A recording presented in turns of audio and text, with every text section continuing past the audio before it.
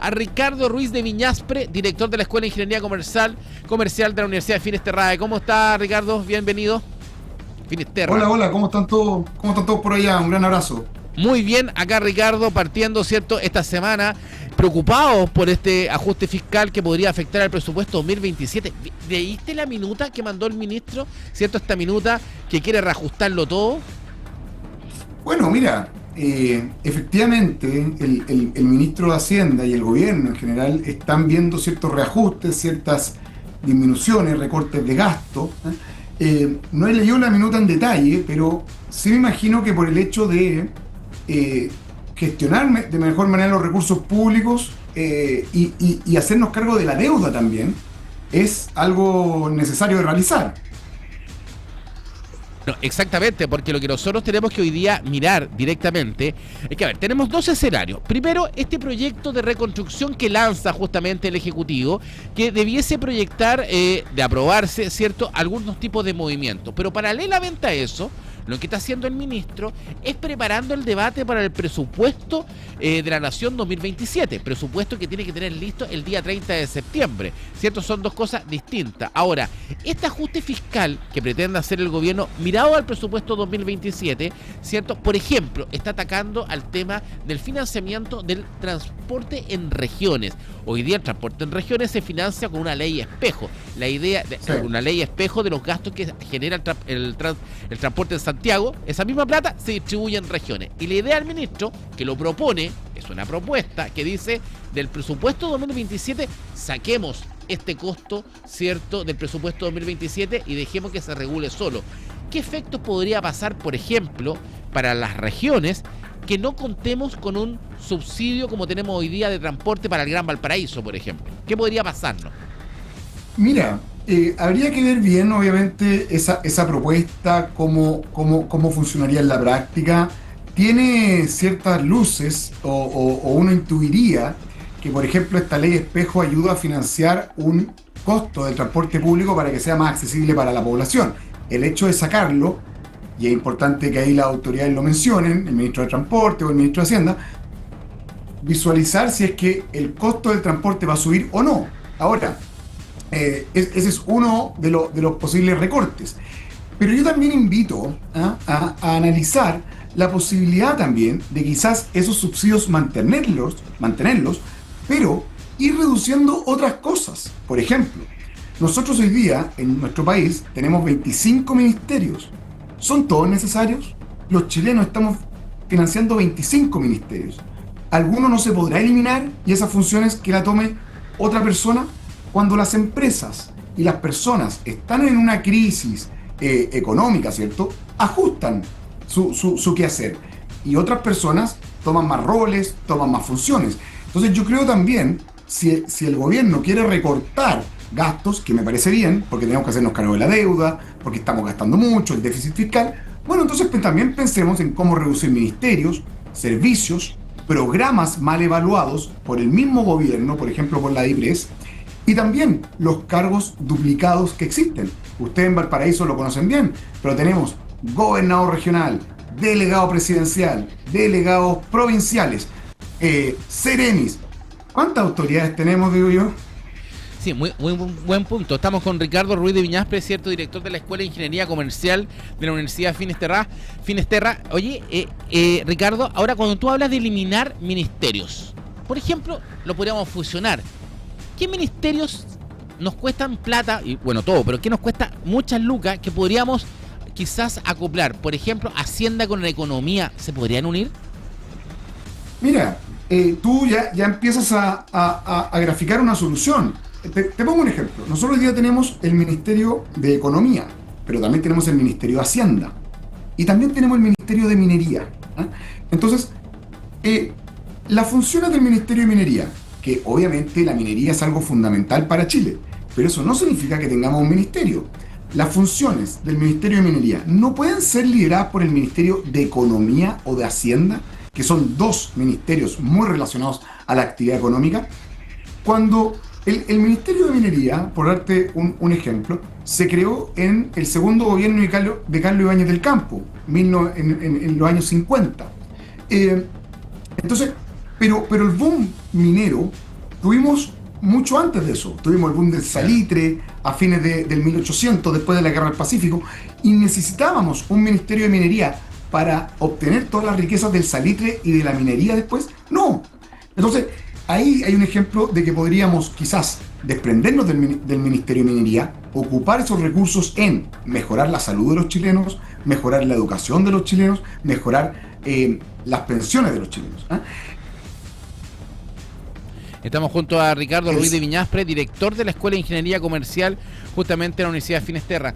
Bueno, cuando tú tienes mucha razón, Ricardo, cuando dices justamente, cuando vemos el rol del Ministerio de Minería, según lo que dice la misma página del Ministerio, dice diseñar, formular y promover políticas públicas para el desarrollo sostenible. Claro, pues eso ya está diseñado. Es muy cierto. Hoy día hay que administrar un punto. O sea, perfectamente el costo del Ministerio de Minería lo podríamos ahorrar. ¿Qué otro tipo de ministerio podríamos ahorrar? Por ejemplo, cuando uno habla directamente, ¿cierto?, del Ministerio de las Culturas. ¿Qué hace el Ministerio de las Culturas? Bueno, también el Ministerio de las Culturas, el Ministerio de Bienes Nacionales. El Ministerio de Bienes Nacionales también, creo yo, podría estar más asociado al Ministerio de Vivienda. También, mira, el Ministerio de Energía, el Ministerio de Agricultura. Tenemos que tener un ministerio para la agricultura. La agricultura tiene una importancia mucho menor de la que tenía anteriormente. También las funciones del Ministerio de Agricultura no pueden ser tomadas por el Ministro de Economía o de Hacienda, con sus subsecretarías. El Ministerio de Energía también, pero también tenemos la Superintendencia de Energía, ¿te das cuenta? Entonces tenemos mucho aparataje público que se superponen en las funciones. Y hago un llamado. O sea, nosotros también tenemos lo que mencionábamos en las regiones. Cuando hay un evento de seguridad, llega el delegado presidencial, llega el gobernador, llega el alcalde, llegan los serenis, ¿te das cuenta? Creamos el Ministerio de Seguridad, pero el Ministerio del Interior lo mantuvimos. ¿No será prudente quedarnos con uno o con el otro? Entonces, ahí es donde yo creo que los gobiernos, independientes del color, siempre le dicen de una u otra forma a las personas: apriétense el cinturón, paguen más impuestos, por ejemplo. Pero bueno, ¿y cuándo el Estado recorta su gasto? Ya vimos los problemas que teníamos con Democracia Viva y Procultura, fundaciones que nunca debieron haber sido financiadas. Entonces, ¿cuánta plata estamos perdiendo? La Contraloría mencionó que los municipios están gastando más plata en fiestas que en apoyo social para las personas. ¿Cuántos impuestos se están perdiendo? Entonces, mi punto es que la gran reforma, una de las grandes revoluciones que tiene que haber en nuestro país, es la revolución al Estado, la reforma al Estado, que se achique, pero que ocupe esos recursos en poder tener más ayudas directas para las personas. Una de las cosas que llama la atención justamente del ministro Jorge Quirós, en tanto en su presentación del proyecto de reconstrucción ahora al Congreso, como en las diferentes ideas o propuestas, porque él mismo ha dicho que son ideas, son propuestas para ponerlas sobre la mesa y discutirla en este ajuste al presupuesto 2027, no van en la rebaja del Estado, va en el retiro justamente de beneficios sociales, que es lo que es peligroso, digamos. Hoy día, ¿por qué nos cuesta tanto achicar al Estado? Bueno, porque necesitas consenso político para eso. Ahora, yo creo que obviamente los gobiernos de todos los colores políticos tienen que tener una postura sobre cómo hacer más eficiente el Estado.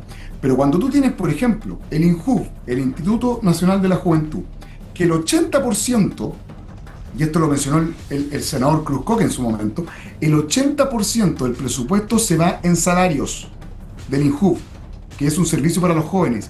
Pero en Chile tenemos un desempleo juvenil que supera en 2.5 veces el desempleo de los adultos. Entonces, mejor ocupemos esa plata en un subsidio al empleo. ¿Para qué tener tanta burocracia administrativa si lo que necesitan los jóvenes es mejor educación, mejor empleo? Y eso no lo da el INJUV. Bueno, el INJUV lo único que está haciendo... Qué buen ejemplo pusiste, Ricardo. Estamos con Ricardo Ruiz de Viñaspre, director de la Escuela de Ingeniería Comercial de la Universidad de Finisterra. Es muy buen ejemplo lo del INJUV. El INJUV tiene una cifra que es impresionante. El 76% de todo el presupuesto del INJUV se ocupa para pagar sueldo. En el año 2026, ¿cierto?, el presupuesto es de 6.160 millones de pesos en gasto personal. Es una vergüenza. Es una vergüenza. ¿Te das cuenta? Sí. Entonces, un buen gobierno también reduce el tamaño del Estado y no lo mantiene necesariamente, desafía el status quo. Entonces, ocupemos esos recursos, propongo yo, en un mejor subsidio al empleo de los jóvenes, en mejor educación para los jóvenes. El INJUF, por ejemplo, hace una encuesta, ¿ah? Y en eso invierte recursos de los chilenos para saber acerca de los jóvenes en términos de drogas y de empleo. Bueno, ¿y para qué está el INE? Si el INE nos muestra todos los meses el empleo de los jóvenes. ¿Para qué está el SENDA? Si el SENDA está relacionado al tema de las drogas. Entonces te das cuenta cómo duplicamos cosas y esa plata la pagan los chilenos. Podríamos tener mejores pensiones, podríamos tener menores listas de espera, podríamos tener mejores colegios. ¿Ah? Entonces, insisto el punto.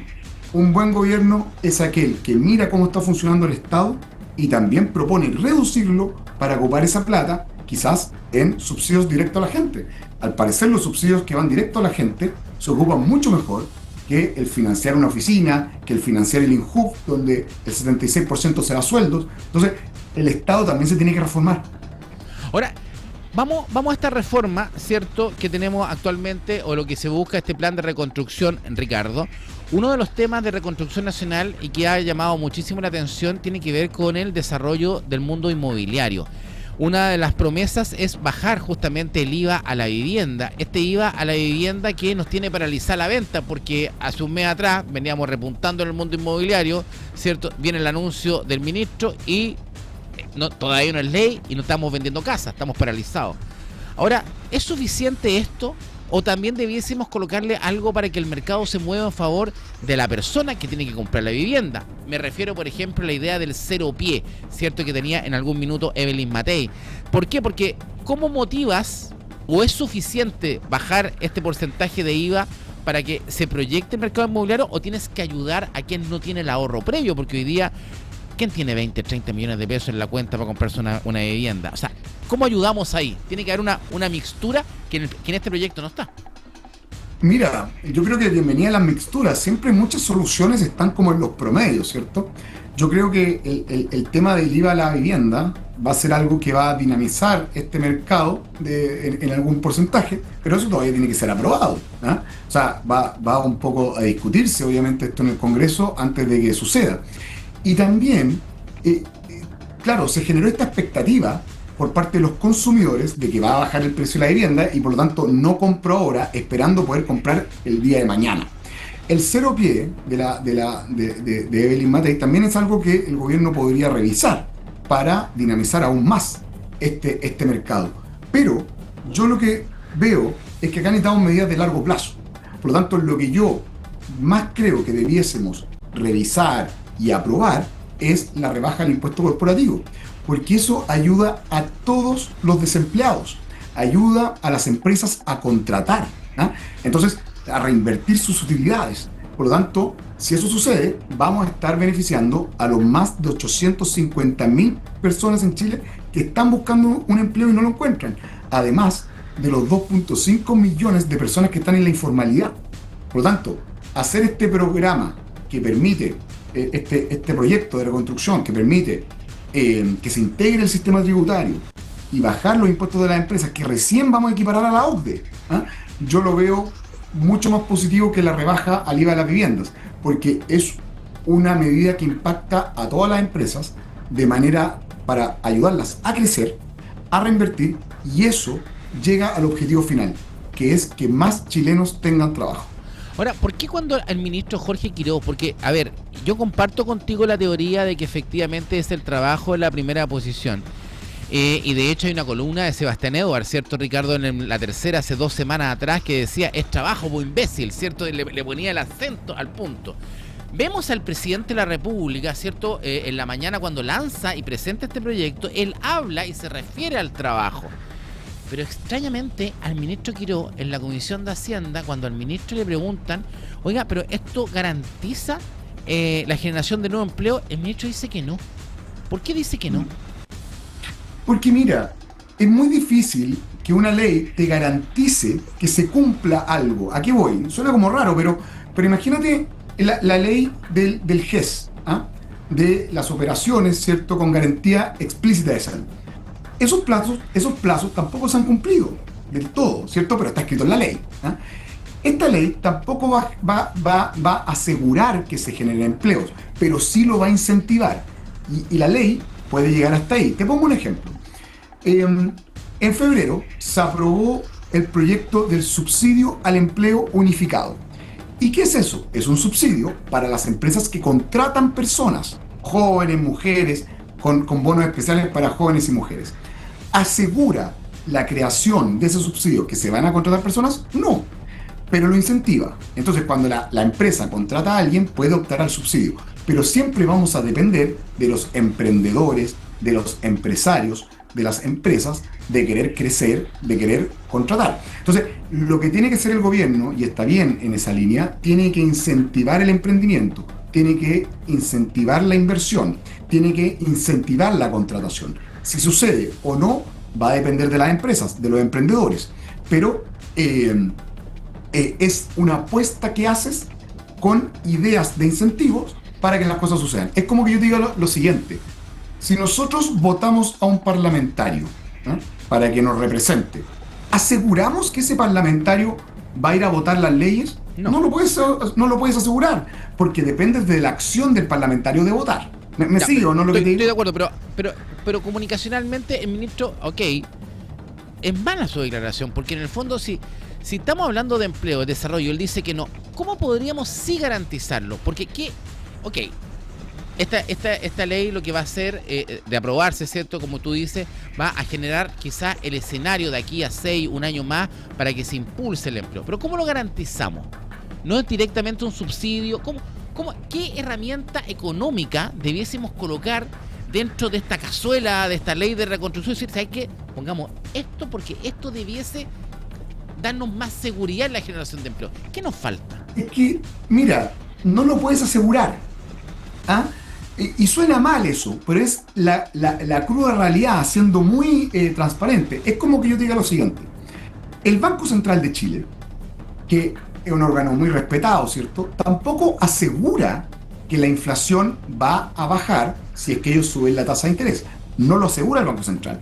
Lo que sí hace el Banco Central es: yo subo la tasa de interés para enfriar la economía, disminuir el consumo, aumentar el ahorro, con el objetivo de que la inflación caiga. Yo tengo un objetivo.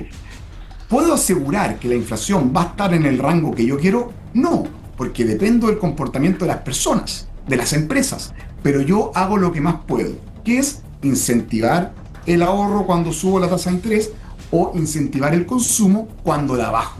¿Te das cuenta? Bueno, sí, en el fondo, para que nosotros podamos tener un mayor empleo y lo que uno ve, ¿cierto, Ricardo? Primero tenemos que lograr crecer, volver a crecer al 3-4%. Ahí está el primer punto. Ahí debiese solo impulsar el escenario, ¿cierto? Ahora, también para eso, para crecer un 3-4%, necesitamos que las empresas inviertan, o sea, que haya mayor inversión para poder llegar a esa tasa de crecimiento. Ahora, ¿qué tan relevante para la señal del mercado es que esta ley de reconstrucción, por ejemplo, se apruebe porque el gobierno necesita 78 votos para aprobarla, pero el mercado lo mira igual si la ley se aprueba por 2-3 votos o se aprueba por gran mayoría? Es distinto, porque un tema importante es la estabilidad regulatoria, que creo que Chile no lo tiene en materia de inversión de empresa, ¿o no? A ver, siempre yo creo que va a ser mejor en términos políticos que se apruebe por más votos. Eso sería una muy buena noticia para el gobierno, porque claro, mientras más diputados, más senadores voten a favor de la reforma, quiere decir que hay más consenso político de esto. Pero también si se aprueba por 2 votos, bueno, ya es suficiente. Lo que sería genial es que si votamos esta ley de reconstrucción que impacta en los tributos, ojalá no estemos en los próximos años modificando nuevamente el sistema tributario, porque eso va a generar mucha incertidumbre para las empresas y eso afecta a la inversión y por ende en el empleo. Ahora, yo también hago un llamado acá a los parlamentarios a revisar este programa con detalle, porque si no generamos un proyecto que incentiva a las empresas a crecer y por ende a contratar personas, entonces, ¿qué solución vamos a dar si rechazamos esto? Recordemos siempre, 850.000 desempleados en nuestro país, 2.5 millones de personas en la informalidad, por lo tanto hay un problema social de 3.3 millones de personas en Chile. ¿Ah? Si no ayudamos a las empresas a crecer para que generen empleo, ¿qué vamos a hacer? cuál es la solución o el plan B. ¿Te das cuenta? No, sí, efectivamente, hay que encontrar una solución.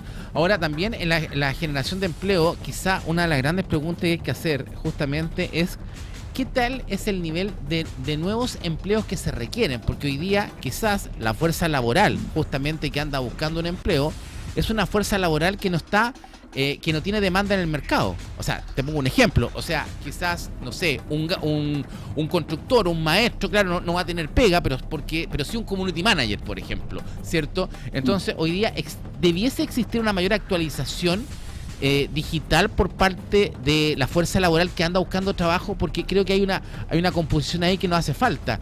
Y por eso me preocupa, por ejemplo, de hacer desaparecer al CENSE, que podría ser un centro de capacitación justamente para eso, nueva fuerza laboral, para que se reinventen, porque hoy día hay una fuerza laboral más antigua que está buscando trabajo. O sea, si bien tenemos jóvenes, la tasa de cesantía de personas sobre los 35 años no es menor y es preocupante. Mira, tú das en el clavo con eso. ¿Ah? Yo entiendo el punto del ministro Quirós de querer eliminar el CENSE, o la franquicia tributaria del CENSE, mejor dicho, que es un programa del CENSE, el que invierte más recursos, porque no ha mostrado resultados de empleo ni de productividad en los diversos estudios que se han realizado. Yo entiendo al ministro Quirós en eso, pero también creo que este programa tiene solución. ¿Qué es lo que pasa? El CENSE hoy día, por los incentivos que tiene, yo también mandé una columna al mismo diario que la envió el destacado economista Sebastián Evers, hablando de son los incentivos estúpidos lo que no permite mejorar la franquicia. Porque la franquicia tiene unos incentivos que subsidia, con cargo a todos los chilenos, de mayor forma la capacitación más barata. Claro. Y la calidad tiene un costo. Por lo tanto, estamos subsidiando de mayor manera la capacitación de peor calidad. ¿Ah? Entonces, así es muy difícil. Para eso necesitamos cambiar los incentivos del CENSE, de la franquicia tributaria, para apoyar la capacitación de calidad. Y eso se puede hacer de manera muy sencilla a través de una reforma legal, pero donde las empresas siempre paguen algo, porque hoy día, en muchos casos, la mayoría, la empresa no paga nada, va todo a cargo estatal. Y cuando las cosas son gratis, tú no mides tanto la calidad. ¿Ah? No. Por lo tanto, hay que ponerle un copago a todo evento, a esta franquicia de capacitación, para asegurar que la empresa esté comprando con calidad. Y ahí, obviamente, van a haber cursos de inteligencia artificial, de todas las tecnologías que se están demandando hoy día, para que los trabajadores no pierdan su trabajo y también puedan optar a mejores salarios debido a la mayor productividad. Qué buen punto, Ricardo. Claro, efectivamente, un copago te obliga como empresa, como empresario, a ponerle más atención al organismo que te va a hacer la capacitación, porque va a estar pagando, no es gratis. Bueno, nos falta tanto. Claro, hoy día tenemos que ocuparnos de 850.000 puestos de trabajo, cierto, que andan buscando. La gran pregunta es, ¿son los mismos que andamos buscando? Es como, si necesitamos choferes y no hay choferes, si necesitamos personas capacitadas en algún área digital y no hay, va a ser complejo encontrarla. Oiga, Ricardo, muchas gracias por este contacto. Un gran abrazo, que estén muy bien en la región de Valparaíso todos. Muchas gracias. Ricardo Ruiz de Viñaspre, cierto, director de la Escuela de Ingeniería Comercial de la Universidad Finesterra, cierto, con nosotros contextualizando lo que quiere hacer el ministro, entendiendo, cierto, y también lo importante que es la fuerza laboral, pero también capacitarla. Muy bien, lo que decía justamente nuestro experto ahí en economía. 9 de la mañana con 56 minutos, 4